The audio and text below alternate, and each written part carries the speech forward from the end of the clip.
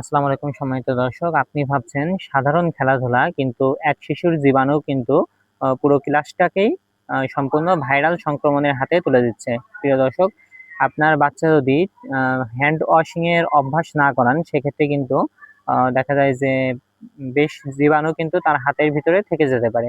অর্থাৎ এই সমস্ত জীবাণু যেগুলো ইনফেকশাস, অর্থাৎ এগুলো ট্রান্সমিটেড হয় একজন থেকে আরেকজনের।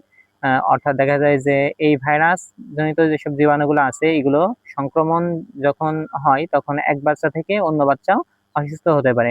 প্রিয় দর্শক, এই ছোট্ট একটি অভ্যাস যেটা পরিবেশকে রক্ষা করতে পারে এবং দেখা যায় যে পরিবেশকে ঝুঁকিমুক্ত রাখতে পারে। অর্থাৎ এই অভ্যাসটি আমাদের প্রত্যেকেরই উচিত যে আমাদের বাচ্চাদেরকে শেখানো। আপনার বাচ্চা কি নিয়মিত হ্যান্ড ওয়াশিং করে? হ্যাঁ অথবা না, অবশ্যই আমাকে কমেন্টে জানাবেন। ভিডিওটি ভালো লেগে থাকলে অবশ্যই একজন গার্জিয়ানের কাছে, অর্থাৎ অভিভাবকের কাছে শেয়ার করতে ভুলবেন না, যাতে তারাও সচেতন হতে পারে। সকলে সুস্থ থাকুন। আল্লাহ হাফেজ।